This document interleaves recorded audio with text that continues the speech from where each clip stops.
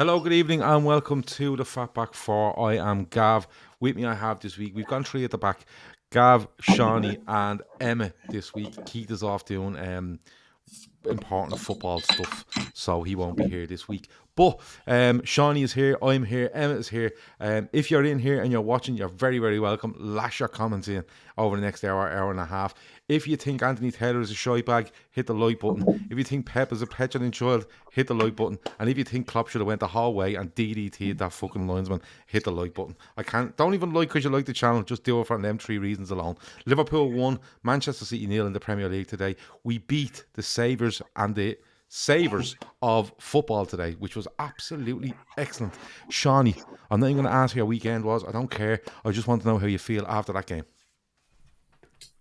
Yeah, I think nobody really gave us a chance in the build-up all week. It was kind of a bit of a Haaland wankfest, bit of a Man City circle jerk. Um, this was a foregone conclusion in the eyes of many, bigged up in all different ways. But I think the players showed today, this Liverpool team, that when pride is on the line, they wanted to show that they were still right up there. In the upper echelons of European football. And a response was needed today. And I feel a response is exactly what we got from the big boys who, I don't think I'm being negative in saying that they've probably let us down so far this season in terms of their levels of performance. And I'd imagine that the players in question would admit that. But they all turned up today to a man and showed exactly what the team are made of. I thought it was unlike a Liverpool win that I've seen for some time, even in the seasons where we won the league 1920 and last year when we were at absolutely excellent levels. I think Liverpool played the rope-a-dope today and counter-attacked a City team who probably fancied themselves a little bit, and we caught them dopey. And let's be honest, I think although there was a couple of standout brilliant performances in defence, I think on another day we cut them up and beat them 3 or 4-0. If we're as cutthroat, and I think today flattered City a little bit today. We showed battle and they bottled their bollocks off, and that's literally all we can ask for when it comes to Liverpool. I think we've seen the best of some of our big performers again today, and it was good to see. So hopefully this is a bit of building block for the rest of the season, because it doesn't get much better than beating that Man City side. No, it doesn't, and you're probably right. I think when you look at the stats going back, and then we go through instances in the game. But if you look, I think City have about 16 shots. Liverpool have 13. Liverpool have 5 big chances. City are down for 1 big chance. City have 67% of the ball, and we get onto that in a little bit. But Liverpool were just Liverpool today. That's all. It's the only way I can put it. That's what I felt after the game. That was Liverpool, And if it came out 1-1, you kind of go right, but it was still Liverpool. There was still something to it. Emma, as I said, we're going to get into different parts of the game, different players, incidents, because there's plenty of them. But as much as Liverpool worked today, they showed, for me, an intelligence, a game intelligence today that they haven't shown in ages. And what I mean by that is we've watched teams running behind them, give sloppy goals away, lose balls in certain areas, but they showed a real intelligence today, and they were so on it from the start. Yeah, it kind of like you're settling down to watch the match, and if somebody says that they weren't nervous, they're lying. Everybody would have been nervous. Yeah. This game could go. I said it the other night. It could go anyway, but right from the start, it kind of made me sit up a little bit on the couch. Like I was all slouched back on the couch, and I kind of went, "Oh, hang on a sec." And I agree with Shawnee. Like we kind of, I don't know whether we played it in stages, but like we came out and we attacked them. They came back at us. Then we set off for a while. Then we kind of went and attacked them again and kind of set off. And it is kind of nearly like a rope-a-dope. But game intelligence, like you're saying there, is that we've said on this channel, God knows how long, City want to get to the byline, cut it back, cross it for Haaland or whatever. We just cut off absolutely everything. To the point where with 15 minutes to go, De Bruyne had to move to the left to see if he could get any joy over that side, because he was getting none on the other side. I think 30th minute and 35th minute was was their first kind of opportunity for De Bruyne to get a ball in from that right-hand side, which is where most of the goals for Haaland have come from, balls from that side. But it was unbelievable, snapping at their heels, winning balls back. Okay, when we won it back, sometimes we didn't look after it well enough, but we were there. There was there was a snidiness about us today as well. That Andy Robertson, fourth minute, straight in. Yeah, absolutely. And even towards the end of the game, where he's roaring into the crowd for every throw in, every goal kick, it was like, this lad is nuts. And it was like the old Andy is back. It's like the old Liverpool was back today. Yeah, do you know what? Like, it really was, and maybe something clicks in their mind during the game. Whereas we are intelligent and we're doing things the right way, and like you said, we're not going gung-ho after them, because they probably want that. They either wanted us to go at them and they can hit us, or sit right back and they'll take their chance, because De Bruyne does hit in the first half, which is nearly a carbon copy of the one against United. Instead, it's a header for Haaland rather than where he hits it with his left foot. But just on the lineup, because like the ever fucking knowledgeable Gabby Ogbonlahor said, if Liverpool start with Gomez as centre half and Milner at right back, it could be 4 or 5-0. But that's what he's there for, I suppose, Gabby Ogbonlahor. But just at the lineup, Shawnee, slight issue for Ibrahima Konate. So Gomez does have to go back in there, and as much as it made sense, it worried me, because I think the last time he plays as centre half for Liverpool is away at Napoli, and it was just, oh God, I don't want to see that again. Milner has to come in, and I think he's playing against an unbelievable footballer in Phil Foden. Midfield, you could kind of go, who's going to start? But he goes Fabinho, Thiago, which I'm absolutely all right with. And then he does something different where he leaves Núñez out, and he goes with Salah. He brings Elliot in. And Elliot probably got that trial run against Rangers during the week, to be honest, to get him ready for that kind of position. And, he has Jota and he has Firmino, but honestly, Shawnee, you're looking at that and you're kind of going, Virgil's not on great form. Andy Roberts just back. Gomez, first time back at centre half in a while. Milner up against Foden. You had to be a bit, fuck, this could go wrong. It could go wrong. But they were fucking brilliant to a man.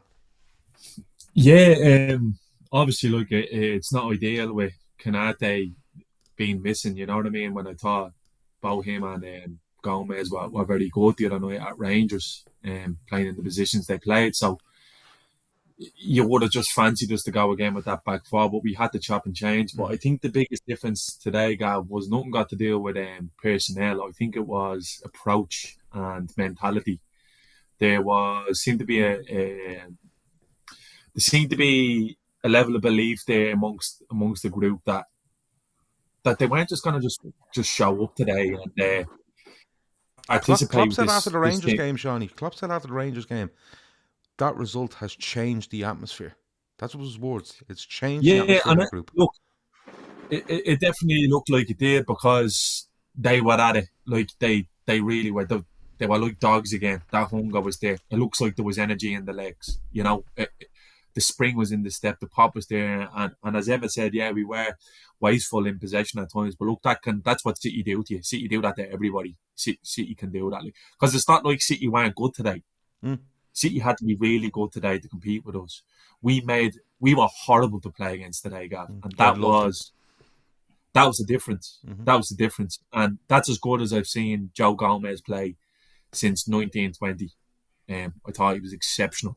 And I thought I liked Carragher's comment after the match, saying that we seen a sort of different side of Virgil today. It wasn't just the Rolls Royce being slick and cool on it. He done the dirty stuff. There was the last ditch stuff there, and just being that menace. And we looked back to our old selves today. And I think a lot of it's got to do with Milner and Robertson. I feel that they can be tone setters a little bit in games like this, and they absolutely were. They were absolutely brilliant. And you just got to think we can build on this now. Like you said, Gav, 2-man, they were brilliant. You couldn't really fault anyone. I know Darwin was getting a bit of stick after he come on, but I love that Darwin cameo. It's just chaos, causing chaos and havoc. Obviously, the decision making wasn't quite there, but he's a young lad playing in that raucous atmosphere for the first time. For want of a better saying, he was like a dog with two dicks. You know what I mean? Like, he didn't know what he wanted. He makes one bad decision. He makes one bad decision. Yeah, look, and he just he proved a nightmare for them. They were getting ratty. They were kicking out all over the place. You seen Pep on the sideline. You seen the carry on our Rodri. You seen the carry on our Silva. We were horrible today. And we need that again. West Ham are coming there on Wednesday now. We need to make them feel like we can't get at them there, because these are going to be fucking horrible again. Because that has been missing from Liverpool, I would say, even since the back end of last season. You know, we kept this going into games, going behind. But I think this could be huge for the mentality.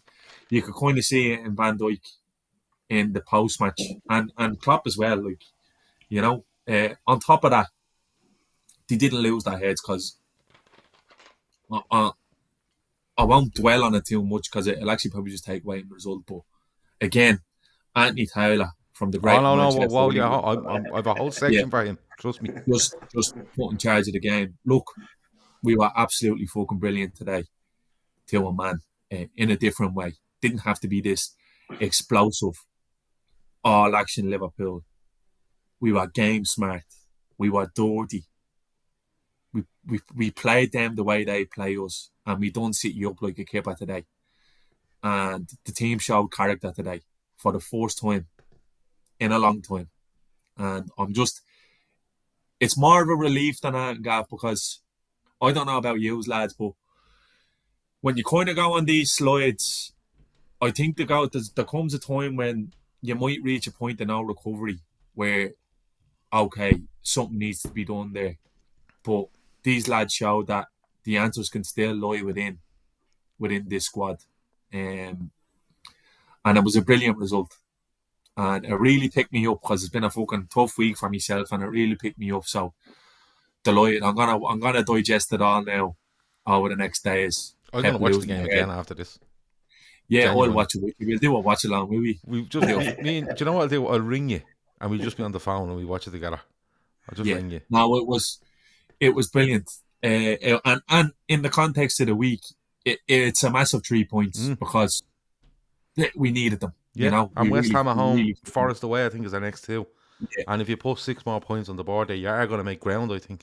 And yeah, exactly. There's no better way to start the week, you know, than doing something like that. You know, I'm being honest, I called a 3-3 draw on Friday night show, because I thought if Liverpool continue to play the way they're playing, and don't mind the Rangers thing during the week, but they gave up. They gave up a few chances today, but you're always going to against Man City. But the quality of chance wasn't as high as what we've been given away, if you get me. Like, Haaland has that one first half off De Bruyne's cross, a header, right? He has another one second half.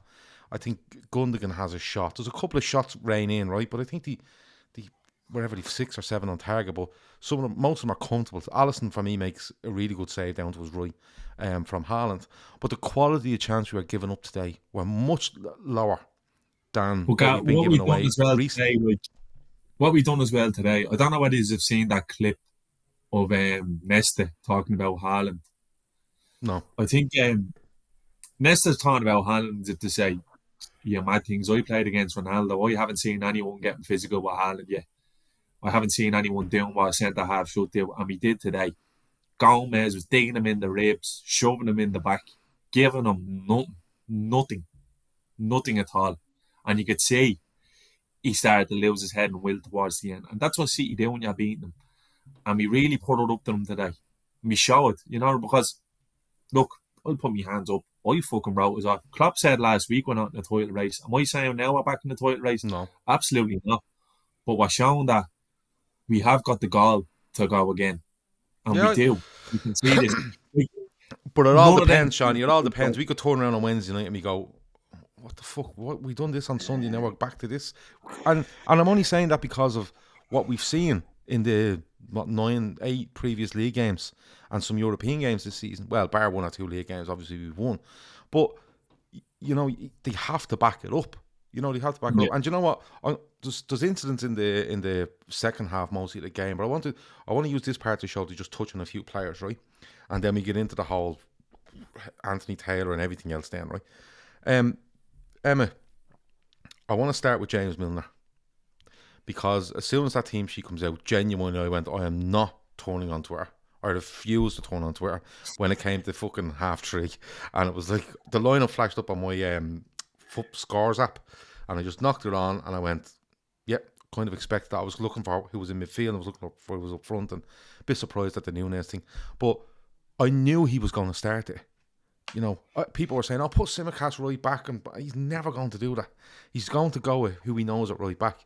But I want to start with him because, like, genuinely, I think he's up against one of the biggest prospects in world football today. That's how highly I rate Phil Foden. I just think he's just has everything. Bar the haircut, he has everything, right? But how good was he today? Because we talk about Liverpool's game intelligence today. And Milner gets loads of stick. And listen, I'm the first one to say I don't think he should be in the first 11 for any game for Liverpool. Like, bar a League Cup game, big league games, big European games, I don't think Milner should be there. Right? That's just me. I'm okay with 20 minutes here, 20 minutes there. But he's in there today, and I kind of went, I knew he was going to do it, right? But his intelligence today, Emma, and his physicality, without overstepping the mark and putting himself in a yellow card and being in trouble from early on, was exceptional. And you can like him, dislike him, want him gone, whatever. But on this performance today, he was exceptional, Emma. Yeah, he was excellent and kind of nearly set him and Robbo right from the start set the tone. And I think I was going to say the back forward, what they did today more than anything was they seemed to attack the ball more than they have done in the past. But Milner right from the start, I think the ball was played down the left wing and he was going through the ball and Foden at one stage. It wasn't more so to clear it, but you always say make sure they know you're in the game. Make sure they know they're in a game, and that kind of nearly set the tone straight away. Him and Robbo pushing Bernardo Silva, and then that, we've all been on football pitches, that kind of gets you going. It gets the crowd going. The crowd didn't stop from one end of the game to the next either, and they were whistling and booing absolutely everything. But you don't put Milner into a game like that. But if he has to play and he plays like the way he did today, it just gives everybody an absolute boost. You have to remember, he played for these as well. Do you know what I mean? Yeah. That gives him a little bit more impetus as well. But yeah, he shouldn't be near these games. I don't know what else everybody was saying, there's no way Milner should start. What else was he going to do? Somebody was saying put Fabinho in centre back, Gomez, and put Jones in midfield, and they were trying to make all the permutations up that didn't put Milner in the team. But I guarantee you, every single one of them to a man today is delighted now that Milner actually started that game. And don't get me wrong, if we had Trent available, Calvin Ramsey available, and whoever available, and Milner starts there today right back again, what the fuck are you doing? Yeah. But needs must to a certain point, and he wants familiarity in it. You know, I've no doubt Simicast could have went and played right back, but how many times has Simicast played right back and look who you're up against? At least Milner's going in with some sort of muscle memory as to who he's playing against, and he's played there a little bit. I just thought he was brilliant. Shawnee. I think Elliot had a lot to do with that as well, because I think defensively today Elliot was unbelievable. I absolutely, and I'm gonna go on to him in a couple of minutes because I thought he was brilliant. Shawnee, just touching on Milner and Robertson, I suppose, take both of them. Because we talk about how Liverpool were intelligent and they picked their punches. That's what I felt like they done. They picked their punches and they went, instead of going out and just throwing haymakers at City, which they could have been forgiven for doing that, just go out and give it all and see what happens, because we're in a bit of a fucking state at the minute overall. But the fact that they picked their punches, Shawnee, and the fact that I think the fullbacks play a massive role in that. They stay so solid, and then when we decide we're going to push, they're integral in it. You know, they're even attacking, positionally wise, they were so good that we weren't going to get exploited. Yeah, look, Gav, when you're looking at these two teams, today again proved the same thing, and I don't care what anyone says, all right? Without Arsenal, Spurs, Chelsea, or whatever else they're doing. Today you're watching the two best teams in England. Today going at it. Form out the window. These are the two best sides set up in England. Pep said it last week. Liverpool still are the only threat. He said it himself. And that's what we got. But you need to think how the season's panned out and the way those players performed today. They all deserve a huge pat in the back, because it takes all to have the courage in your convictions to go, okay, we're not going to go bleeding punch for punch here. We're going to be smart. We're going to trust in their ability. Although it hasn't happened for us this year, we're going to stick to this game plan and we'll bounce it out. And so often in games you've seen this year just going behind early, but you didn't. We were at it from the first fucking whistle, and it showed. They knew then they were in the game. When the crowd got up, they knew they were in the game. Bernardo Silva knew he was in the game. Foden knew he was in the game. And that's what Milner can give you. Look, if Milner starts 5 games, the next 5 games in a row, he's going to let you down at some point. But it's not because he's a shy player. It's because he's 37 years of age. You know what I mean? It doesn't mean he's incapable of doing this at any stage. He's key to have around, even if he's not going to be playing. And I 100% get what you're saying. If Ramsey and Trent are 100% fit, you're going, what's fucking going on here? But this is a fella who's done this dance 100 times. You know what I mean? And sometimes you just need to stick to your guns.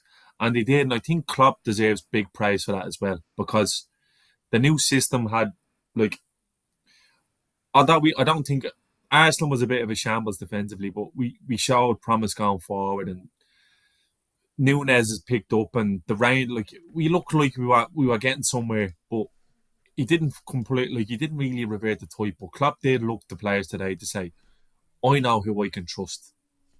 And he trusts Milner. If we don't, Klopp does.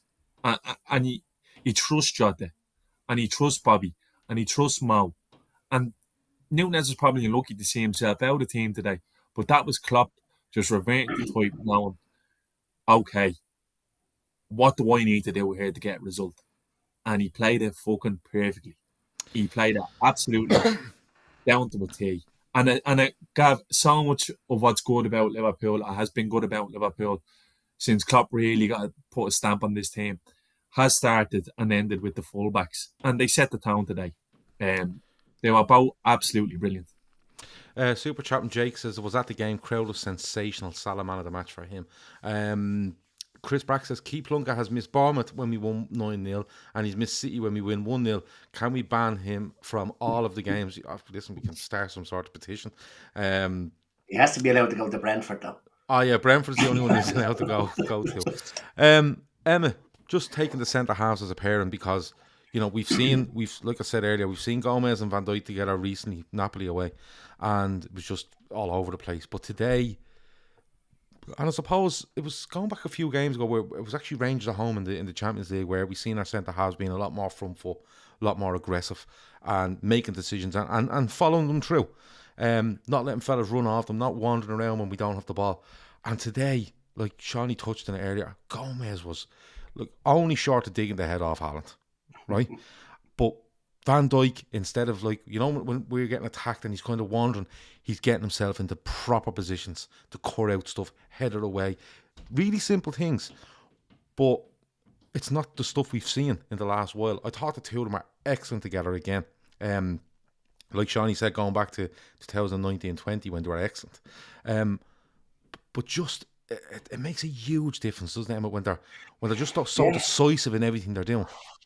It puts more trust in the midfielders. It puts more trust in the forwards when you've got that solid back line. There's always a little bit of doubt that if I lose the ball in midfield, the back line is a bit rocky at the moment.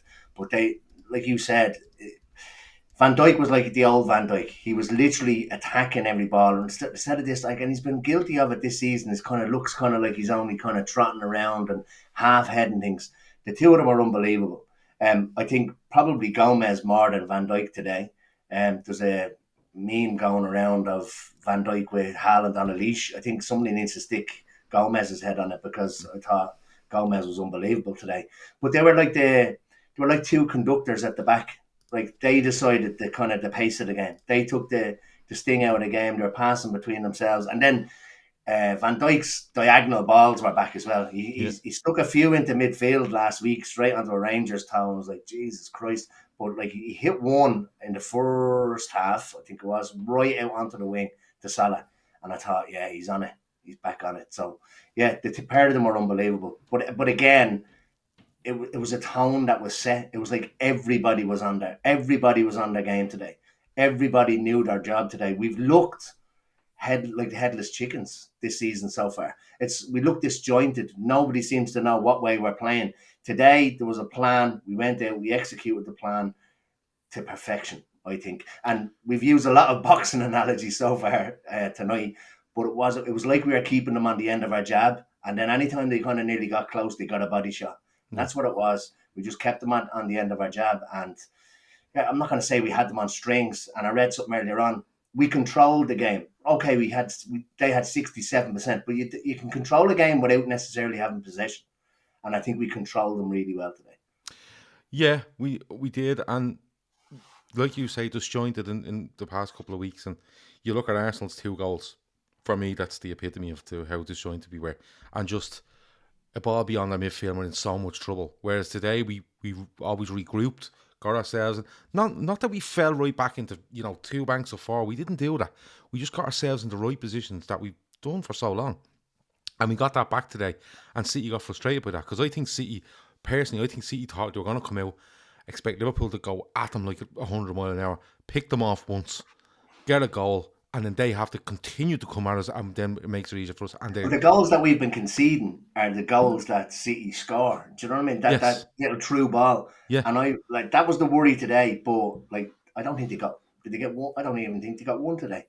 They were being snuffed out all the time. Yeah, and you were being backed up, and you even when Haaland gets near the box, he's not got loads of time. He has to. I have to get it off to somebody else. We were kind of like flies around shite at times, and I really liked it. Dennis Kelly says it was a super chat. He says, "Gary, we have to talk about Michael Richards." Yeah, trust me, we're talking about Michael Richards in a bit as well. Sean, just into the midfield, because Thiago and Fabinho play, but I thought they both done absolutely fine. But just moving up, there's 2 more players I want to touch on. Elliot and Salah, right? Elliot first. I have to say, I thought he was really good, Shawnee. I was worried when I seen him ahead of Milner, and I was saying to myself, these could get hurt here badly. But he walked his arse off, Shawnee, and he put his foot in when he needed to, and when he got the ball, he held on to it, he protected it. I thought he was really, really good today, Shawnee. Yeah, he was superb. A very, very mature performance from him. And look, if you're going back to last year, he was the very same in the Chelsea game at home as well. Brilliantly composed, not rushed in possession. He looks after the ball well. He works hard. Elliot is he's making that spot for himself, I feel. I know people, and I kind of get it. I don't think he's an 8. I don't think he's a number 8. I don't think he's a natural midfielder. But what he is doing is he's making a sort of own role in that team where we're able to walk around him, and he's making himself walk in the system. What age is Elliot? 19? What age is Harvey Elliot? 19.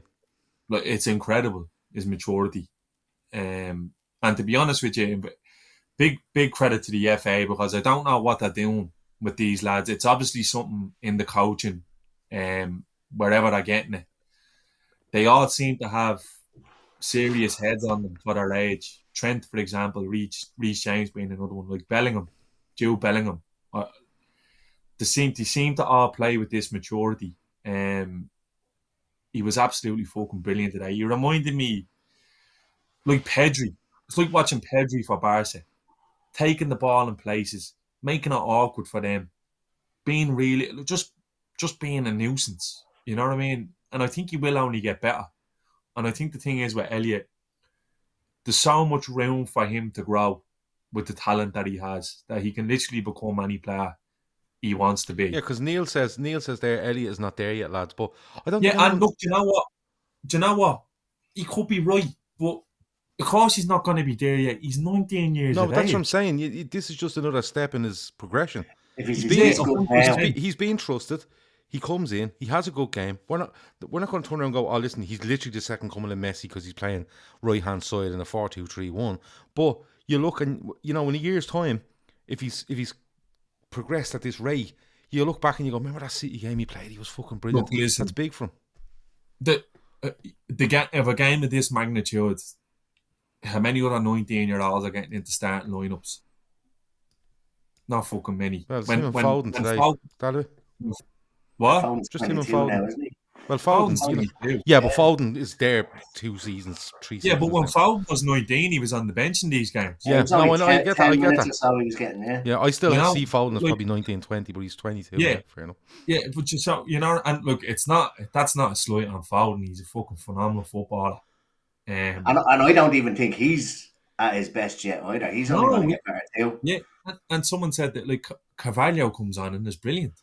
Mm. I thought Carvalho comes on and is brilliant, and the fact that Klopp is trusting Elliot in a game of this magnitude is big. Like, do you understand how big trust is for a player of that age? Poppendoo says it. Carvalho gets 10, 15 minutes under his belt. When he gets 10 or 15 games under his belt, he's going to be cracking. Yeah. He's not And phased a lot at all. of a lot of thrown Jude in there, and look, Bellingham is an exception to the rule. He's a fucking unicorn, that young fella. Wherever he ends up, he's fucking phenomenal.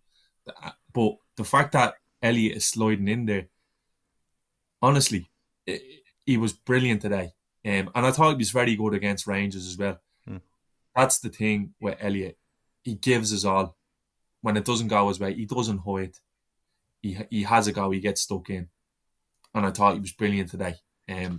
Definitely earned the stripes. And I think it's a huge call from Klopp to start him there as well. And it paid off. Huge call. Because it would have been so easy to leave Salah there, right? Leave Salah where he was. Firmino, Jota, Nunez, because that's Firmino, Jota, Nunez know exactly, or Firmino, Jota, Salah, know exactly what this game's about.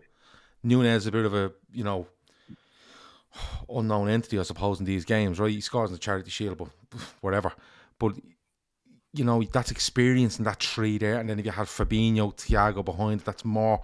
He could have went really with the tried and tested and went, we want to be solid, but he doesn't. He throws a couple of curveballs in positionally and with the people he plays. But yeah, I agree with you, Sean. I think it's a huge call for Elliot there today, and it'll only make him better. It'll only give him more experience and call on that in the next whatever amount of weeks, months, years, whatever it might be. I think today is a big day for him on many, many levels. Emma, Salah looked like the main man today. And what I mean by that is we've talked about Salah being out wide and is he in the game enough? And I keep calling for him to get 10 yards in off that line and start, influencing things. But they make him the main man today, and my Jesus, he walked his bollocks off. Like he was literally, they say the first line of defence is your attack. He worked so hard today. He has a great chance. It's a great save by Ederson, but he gets the goal in the end. But overall, I thought it was work rate and just him being the central kind of figure today. Is it something he needed? I think, look, we saw him go in we saw him go in there against Rangers, and he got his 6-minute hat trick, and everybody said it looks like the old Salah is back, and then it was kind of like it's only Rangers. Today, the old Salah was back, playing through the middle. Kind of give him that freedom. If he's out on the right, he kind of nearly has chalk on his boots for the whole game. Whereas today, he kind of had that freedom to kind of go out there if he wanted, but then kind of stay in the middle as well. And right from the start, you could see he was going to be an absolute pain in the arse for them today. And when he went through on goal, it is an excellent save. And people are saying he should have squared it to Jota. When you're bearing down on goal 1-on-1, you do not see anything in your peripheral vision. You just see net, and that's it. And it's an excellent save. But yeah, it's great to see starting, like we said, against Rangers. Then today to do it against City. I think he's scored the most. I think he's scored the most goals against City. Has he 9 or something like that of all players? There's a fair few goals against him, yeah. Yeah. It's great to see, and he didn't give them a minute. And even though he had to put up with kind of 619s and sunset flips from Bernardo and everything today, I thought he was excellent. I just thought he was phenomenal. And the work rate, and like Shawnee, we talk about how good he is. He's out on that right wing, but at the end of the day, Salah's a very selfish footballer. And I mean that in the best possible way. I'm not talking that he just goes on, Shawnee, and he just decides it's the Mo Salah show. Like at times he's very selfish, and it's to his benefit that he's that selfish. But today he shows an unselfishness for me today in the work rate that he puts in for the side, like leading that line, and he just seemed to be fucking everywhere. I just couldn't get over the work rate of him. Yeah, to be honest with you, again, it's kind of like people dragging on him because he hasn't been himself. Honestly, one thing you could never. He's been out of form at times, but he never, ever doesn't try. Yeah. And there was times when he's pulled this club through the fucking mud. The 2021 season is a perfect example. I feel 100%. hasn't been going his way, but he's kind of had to reinvent himself. I think this year in terms of becoming more of a winger for a player like Núñez. And look, we all said this was going to take time for whatever new attacking approach you're going to take to kind of implement. And that's not just about bringing new players in and letting them settle. It's making sure players that you already have there are comfortable enough to adapt to this sort of playing style. And that was the thing with Bobby. The genius of Bobby was he allowed Mo and Sadio to be so free and get into those attacking positions where the chances that they were getting were like better than average. But now Mo's had to walk his bollocks off at the slightest chance. But we've seen today and during the week through the middle, he's honestly a completely different animal when he's not like kind of like Emmett said, tethered to the line. When he's off in between centre halves and fullbacks, it's kind of who's going to him? Is it me or is it you? And with a player with Mo's pace and his strength and his ability, kind of those milliseconds, I'll even say, in the difference, you can't give him because he will take his chances. Look at the hat-trick he gets during the week. Look at the difficulty of the chances. And he slots them all. And that's kind of always just coming with Mo. And I agree with what you're saying when he went through one-on-one, people saying he should have squared it. Will you fucking get off the stage? Will you? He's never squared in that. And the same with Núñez. I'm delighted Núñez didn't square any of them. I'm delighted he's having a go himself. Because I think too many times this season, he should have been fucking shooting and he was passing. The fact that he's shooting now and snatching at these chances again would show that his confidence and ability to take these chances. Mo today, that goal, will you fuck off? It's just... I was genuinely waiting for them to call a handball on it. Because I couldn't wrap my head around the fact that it's come that far, right? And it's him and Cancelo, and somehow it bounced and it's right in front of him. I couldn't get my head around You know what that is, like, Gav? That's Cancelo respecting the player that Mo is there. Yeah, but I thought when I went through, does Cancelo hit it? And as Salah turns, I thought it must have come and hit his arm and dropped in front of him and he ran in. I'll tell you what, you know how good it was? Neville was even doing one of his fucking goalgasms. Yeah. Yeah, and then he remembered where he was. If you actually listen to it, he does it twice, he goes, oh, and then he scores it, oh. Yeah. For a Liverpool goal. Play it, Shani. Martin rather watch a bag out of the bat. Martin Tyler is slipping down the bleeding cracks of his cheese at the point. There's nowhere to be going. But yeah, look, he's like in Total Recall. Do you ever see your man just in Robocop and your man gets covered in all the acid and he just melts? Yeah, that's what happened to Tyler with the goal. Yeah. The tone and the finish is fucking ridiculous. Yeah, and the celebration to go with it. Mo just saying, "I'm still here. I'm still the bollocks. If you think I gave up because there's a few more euros on the end of my contract, you're absolutely fucking mad." And he's really having a go again. And I've seen people referring to it there in the chat. Imagine that was Trent. Yeah. Today, someone says there, sorry, just calm the mind, says Cancelo has insane PR. The guy has a car crash defensively and it never gets mentioned. I've never noticed it. Because usually when you're watching City, he's one of the ones way up the pitch and he's... Carragher spoke about it afterwards. Yeah, well, I turned off Sky, but I'll get on to that in a few minutes. But that's the thing, like, it's kind of like fucking bad news is good news to them, and the fact, like, Trent is hot topic now, he's low hanging fruit. Yeah.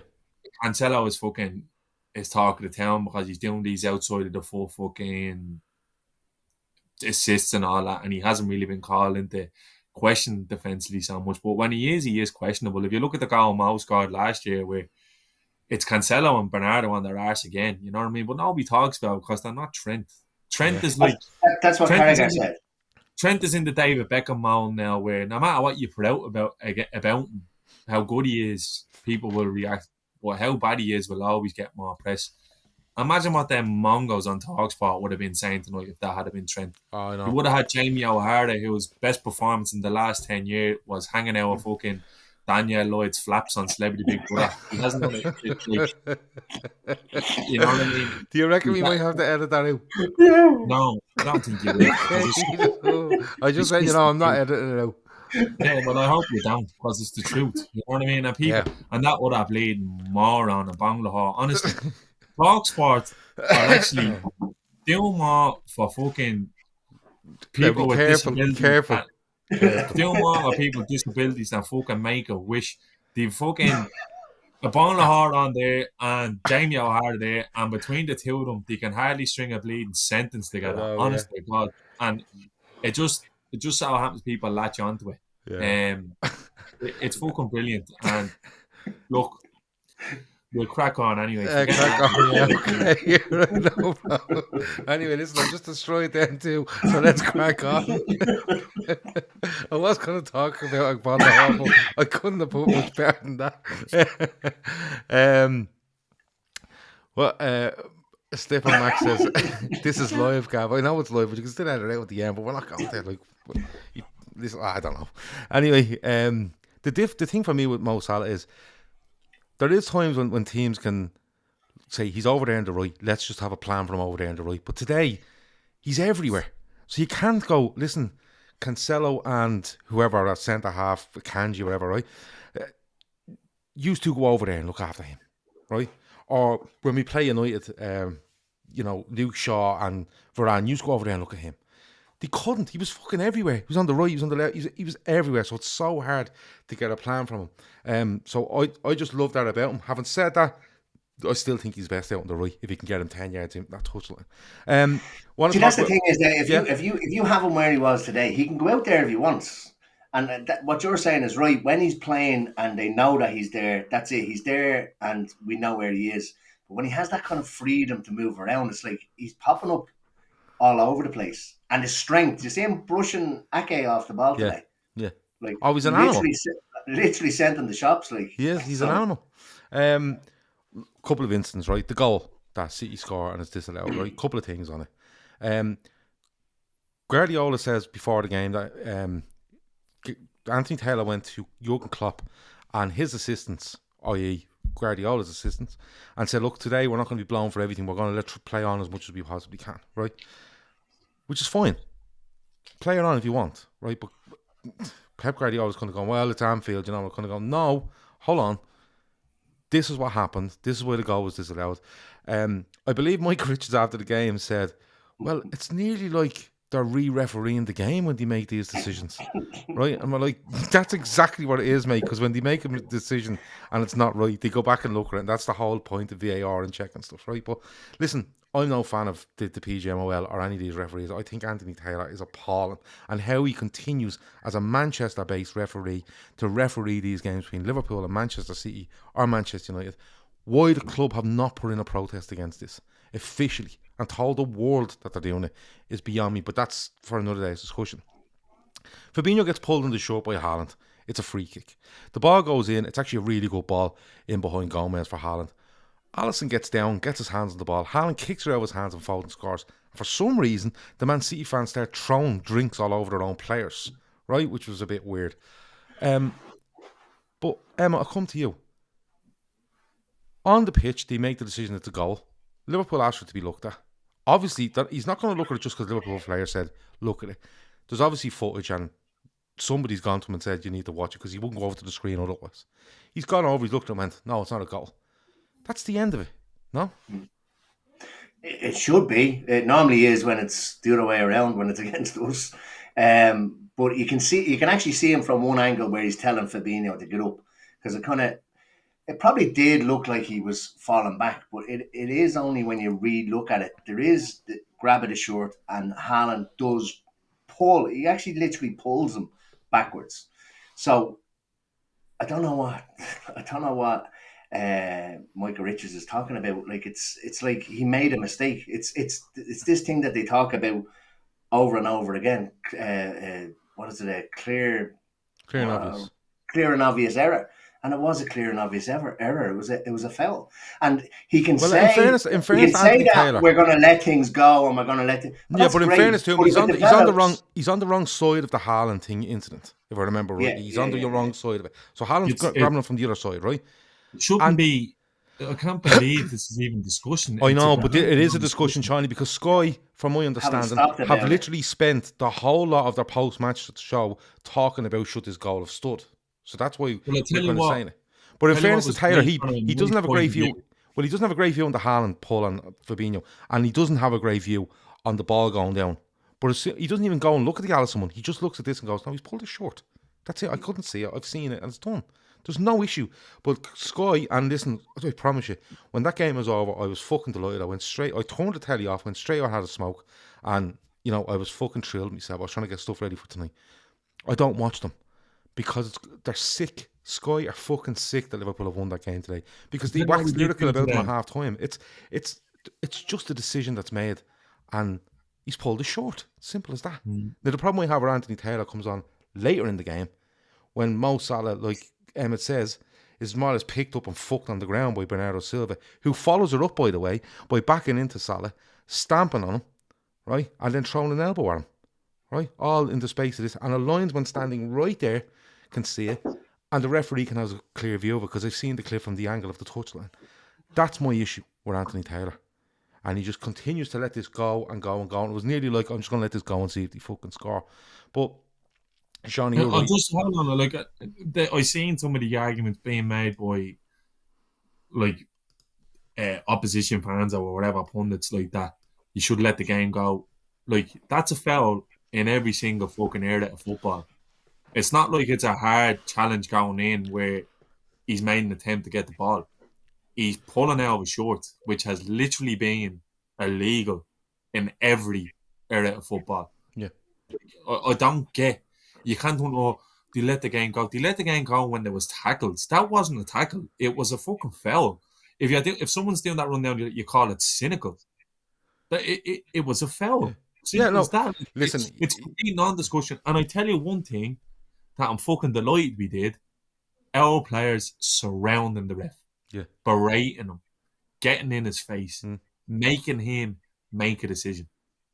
That's what we needed to fucking do. And they did it. Like you said, Gav. Well, I kept this from earlier. Ant says the whole post-match was a joke.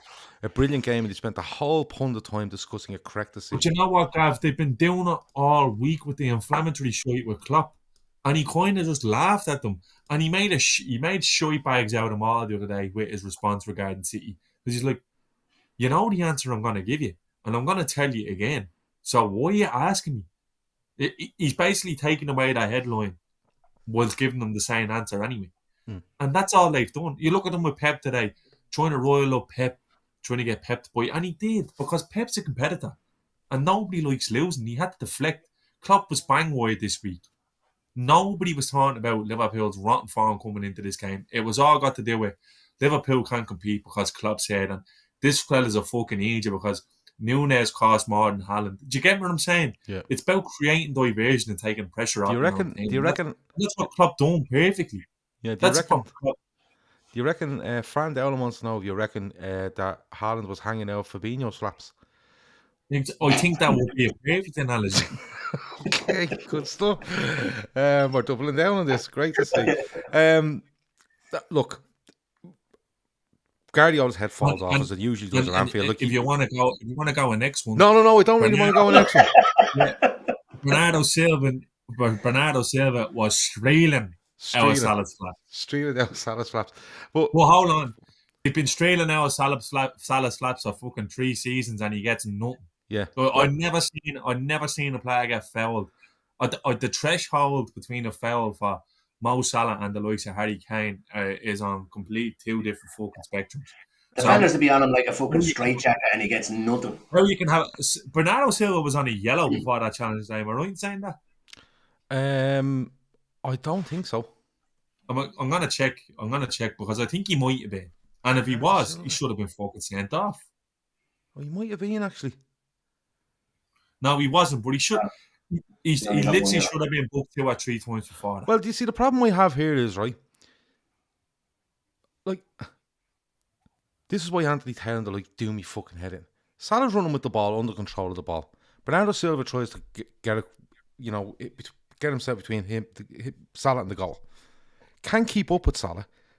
Puts his arm up onto him, grabs him, reefs the jersey down, and then just tumbles with him. Now, if you remember rightly, Salah gets badly injured in a European Cup final, something similar with Sergio Ramos, where he grabs him and goes down to the ground with him, right? Salah goes down, the jersey's all over the place, and the ref is looking straight at this. The linesman standing right there, right? Yeah. And neither of them. The linesman doesn't go, that's a free. The referee can see it and says nothing. And then the linesman is standing right beside Salah, right? As Bernardo Silva backs in and tries to stamp on him and throws an elbow at him. And then they run up the pitch, and that's when Klopp comes along. Now, Klopp gets sent off, and look, as much as you kind of go, fair play to Klopp, he's always getting sent off for that because he's literally nearly on the pitch. He's nearly close to picking the linesman up and fucking him on the ground himself to show him what's happened to Salah. And he gets sent off, and that's what happens. But I can't for the life of me understand how they see this and they just think that's okay. And the fucking funny thing is, while it's happening, I think it's Ake has his hands in the air protesting because Bernardo Silva's on the fucking ground. When Salah's being pulled to the ground, it's like, is this fucking actually for real? But you're right. If that's Harry Kane, and listen, it's a penalty on Harry Kane yesterday, by the way, right? But if that's Harry Kane, he goes down there, that fella gets booked, and Spurs have a free kick. It's as simple as that. It's as simple as that. There's no other thing for it. I don't want to get into a massive discussion over this. He disallowed a goal for a jersey pull, but didn't give that. Correct. And that's the thing. Correct. That's the thing. And I wondered, sorry, I'll let you go, Shawnee, if you want. But I wondered, why isn't VAR watching that? Because if VAR are watching everything, they should go, hello, Anthony, listen, come here and I tell you, you've given that, right, whether or not, but he's stamped on him and thrown an elbow at him. I'm just letting you know, come over and look at it. This is what's meant to be, it's meant to be there for. But we just think, there's no real consequence to it. And remember, Liverpool should have got a corner early on in the game, and City go up and nearly scored to the end. You know, it's silly things like this where you go, is that, like, was what Silva done too dissimilar to what Nunez got sent off for against Palace? Well, no, because Nunez is facing your man, isn't he? And he kind of fucking throws the head of him a little bit. If Mo got Silva throwing elbows, Mo goes down. The thing is, Salah is actually still remonstrating with the referee and doesn't really notice it going on. But your man, he reverses back into him. Because I'm sick to me back teeth of seeing this shite where Salah is literally just allowed to be manhandled by defenders because he's Mo Salah. It shouldn't be fucking on. It just shouldn't be. It's ridiculous. And we're all scouting over the same point. Like, Anthony Taylor's from Greater Manchester. Who the fuck are assigning these referees to the game? Is it that hard? They literally are making work for themselves by doing this. There's narratives being created before the ball is kicked. The likelihood he does now. Do you know what? There's no way he fucking supports Man City because nobody does. But it's beside the point. Do you know what I mean? That just put Oliver on it. Even though he was shite last Sunday, put Oliver on it. But he can't do every game. Do you know what I mean? There's big games everywhere. There's United. Michael Oliver fucking didn't referee a team from Manchester this week, did he? Fucking, this is all known. This is all known. It's just, again, another week. And the fact is, the result went away, and we're still giving out about refs. So we're not showing that. It's just this fucking moaning and excuses. It's just shite. It's completely taken away from the game. That game was fucking brilliant today. Brilliant. And he done everything in his power to spoil it. Yeah, but your man Bernardo Silva seems to get away with loads. Like, yeah. I promise you now, right? If De Bruyne is running that channel and Robertson comes over and reaves him and he goes to the ground, he gets a free kick. It's as simple as that. But trust me, there's a bit in the sideline. I might be Phil Blundell from the Anfield. I do stuff for the Anfield rap. He's tweeted a clip and it just says, "This is allowed in the Premier League nowadays," and it's a 4 or 5 second clip where you see Salah running. Don't watch Salah and think. Just look straight down the middle of the screen and you can see Anthony Taylor staring at this. He can see everything. He's the best view on the ground because he's the other side. The linesman, fair enough, is probably is rectangular. I can't see his hand, fair. But Anthony Taylor staring straight at this. Nay asks, have you seen the LFC statement regarding the Manchester City fans today at Anfield? I'm not getting into a big discussion over this because you don't deserve that much oxygen. But just doorboards is the only word I'd use for them, right? They've come to Anfield. There's open videos now of what they're singing, and I'm not going to repeat it because they don't deserve it. You know what they're singing.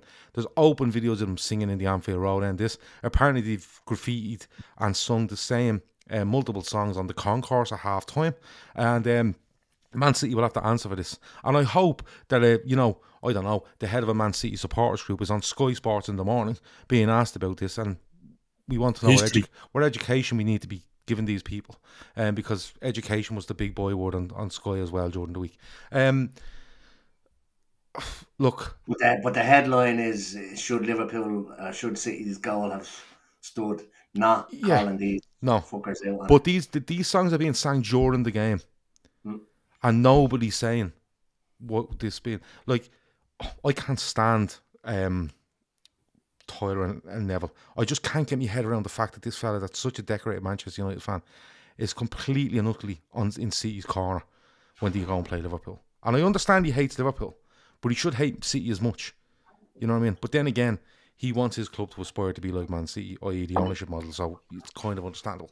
But look, I'm not giving them too much air on this, but I'm delighted Liverpool Football Club will come out with a statement, and I hope they come out after every game, if the song sung like that, and make the exact same statement continuously. If you have to do it 38 times a season, after every league game, if you have to do it after every cup game, go and do it, because that's the attitude the club should have all the time about this. It's not good enough.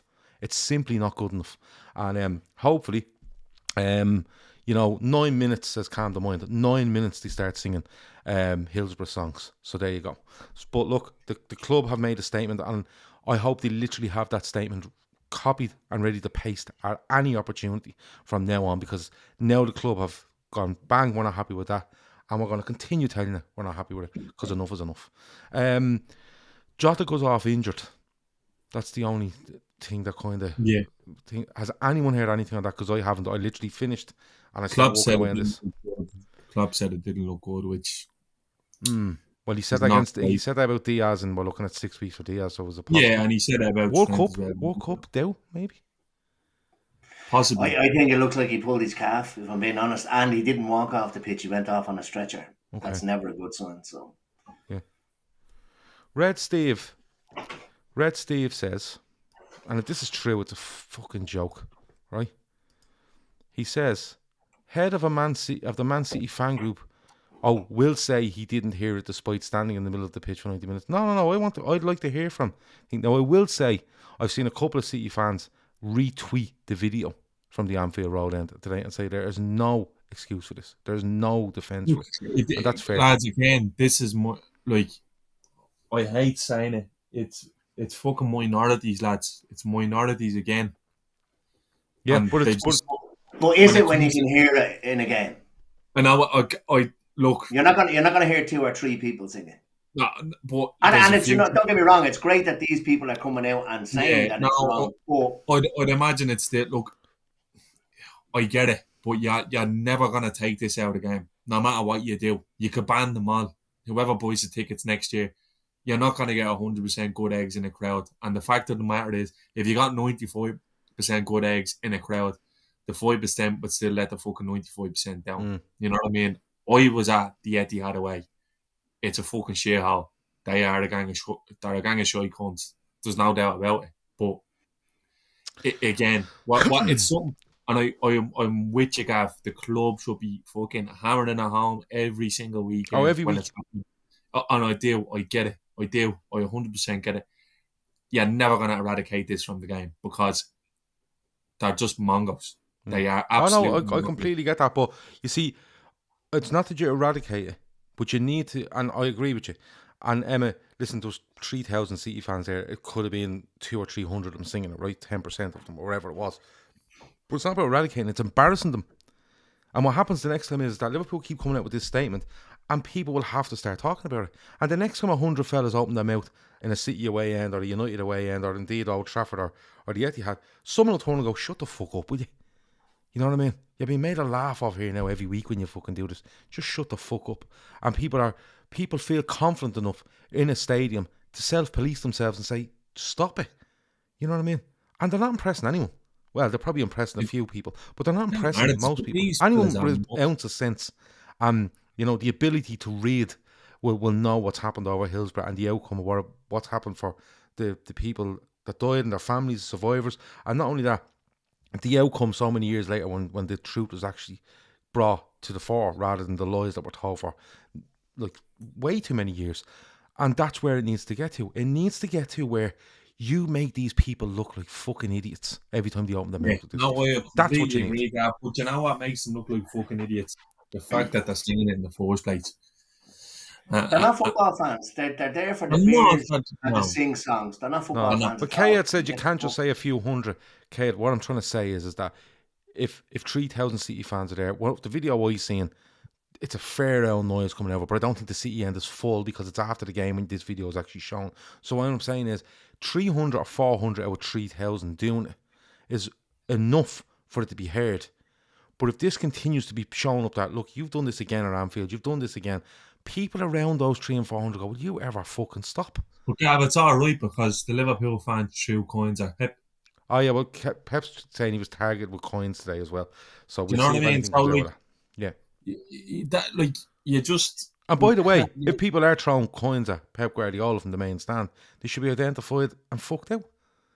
Jono makes a good point there that Liverpool sung about rent boys for Billy Gilmore, and Klopp was made to sit down with the LGBT leaders. Why aren't things been done here? And he says they're singing about food banks, they're singing about this. Why aren't these? Why isn't Pep brought in front of? Pep Guardiola should make a statement on TV. 100%. Right? And any manager of any club that are doing this, right? It should make a statement on TV tomorrow saying, our fans sang this at the Anfield Roland again yesterday. It's a disgrace, right? You don't represent Manchester City. Please fucking stop it or we will identify you and you won't be on any of our games again. And it belittles them to the point. You're dealing with a team that sang about it on a fucking plane. Yeah, well, that's true as well. But no, they sang about, yeah. They did. They sang about, another incident as well on the plane. Getting battered in the streets. Yeah. So, look, I'm glad with Liverpool's statement and I hope it happens every single time you hear this now, from now on in. But Jota, people are saying hamstring there. Owen Buck is hoping it's just extreme cramp, but I don't think so, in fairness. G10 says, I'd take it more than 300 or 400 to be heard at Anfield. Not a full-time G10. That's when this clip I've seen is. It's full-time. People are leaving the ground. It's quiet in the ground.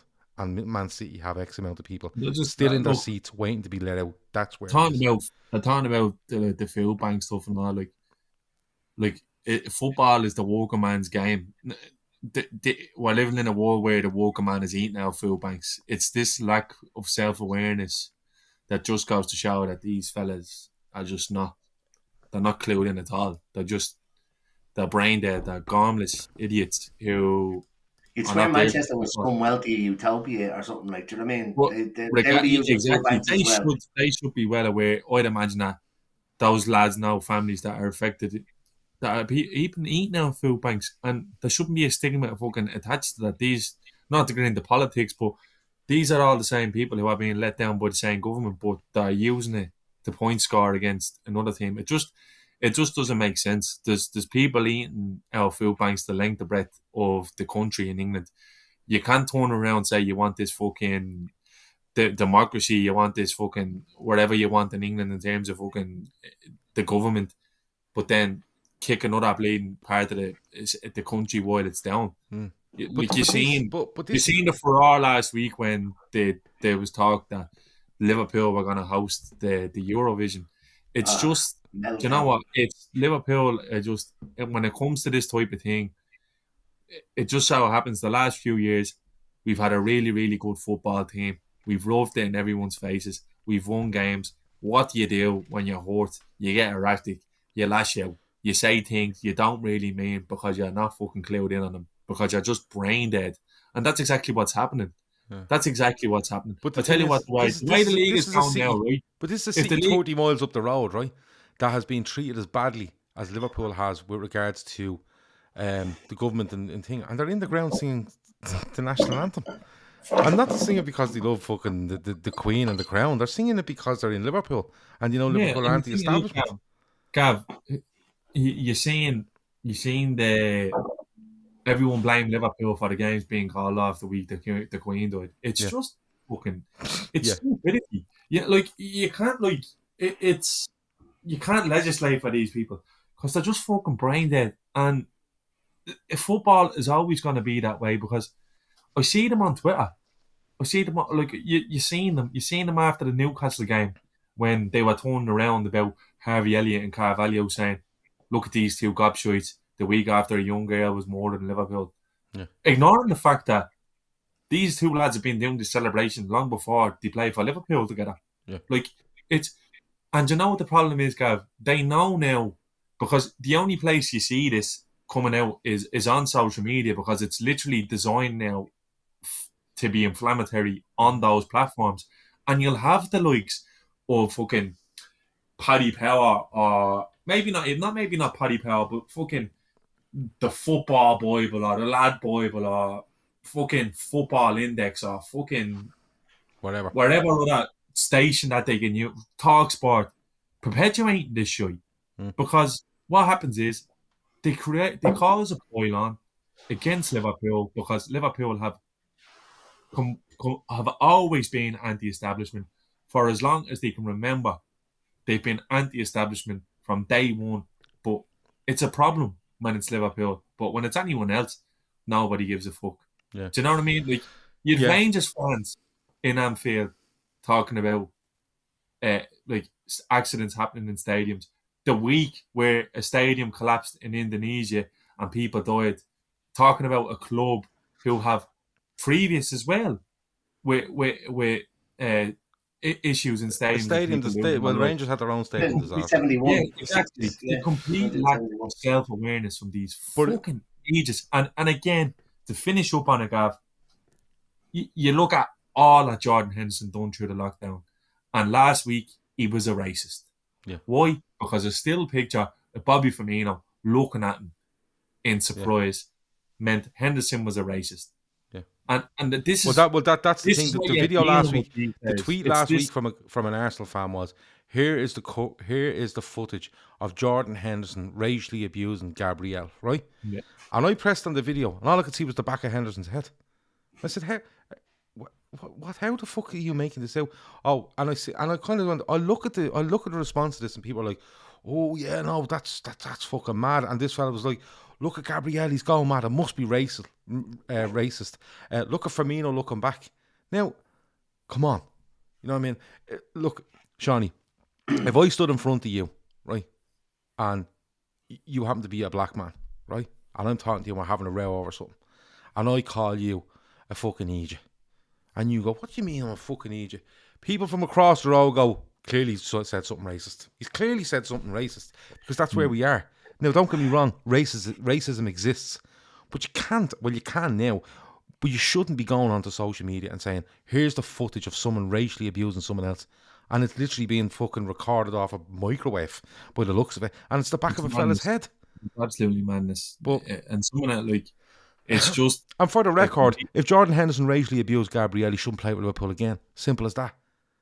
Can I ask, they'd stopped doing the knee thing, didn't they? That came back this week.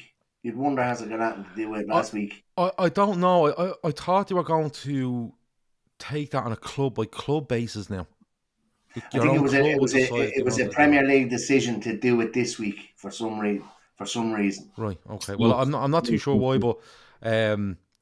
I thought there was something at the start of the season where you could do your own club could decide now what was going to go on. But listen, I have no problem with it. Do you want to take the knee? But you were getting stuff where even black players were like, oh, lads, we still fucking doing this. Zaha was like, this is fucking bollocks. This is a load of bollocks. Yeah. And listen, if it helps in some way, by all means do it. But Zaha, you're right, Zaha was kind of going, what the fuck are we still doing this for?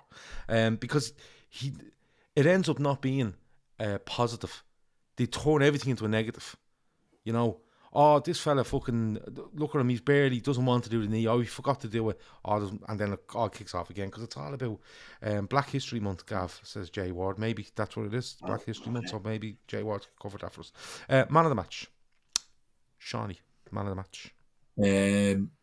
Allowed to choose from, but I'm going to say Joe Gomez, because he's had it rough, he's had not a lot of luck in his Liverpool career, and he looked some way back to his best today, I thought. Although it's one game, but it's the best I've seen him in a long time, and it's a big positive for him, because today was a test for him. Look, I'm not gonna turn around and say I'm not gonna buy into this shit that Haaland is no good. You just got a game today. You got a game today. You got a game today. Yeah. Haaland was in a battle today, and out of the back two, I thought Joe Gomez was phenomenal. And shout out to so many others. Alisson's always been great. Yeah, he's just there. And I thought Milner was brilliant, but for me, Joe Gomez, man of the match.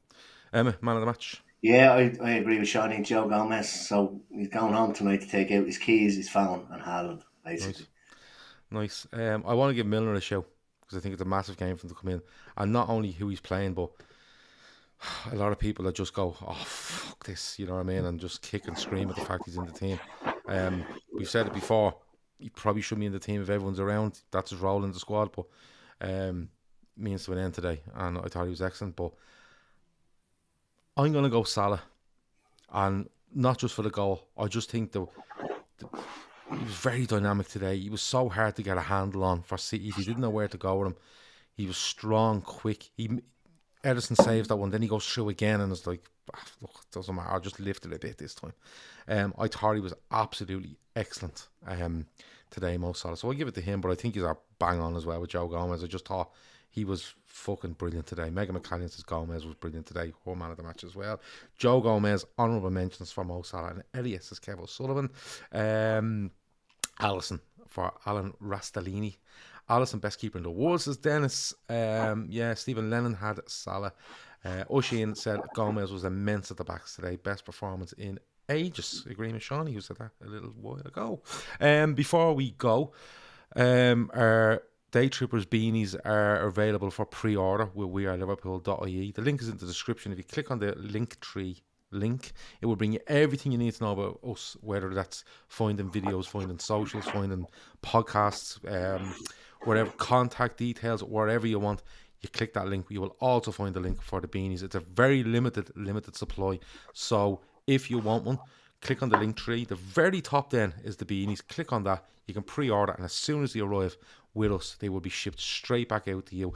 Emma wants one, Shawnee wants one. Shawnee already ordered it. You've already ordered. Shawnee's ordered his as well, and the minute he was in Switzerland when I told him about it, and I said, if you get me one of them big massive Toblerones, fucking huge ones, I'll get you a hat. I haven't seen the Toblerone, but you just know he's going to get the hat. Just he's posting a bit by bit.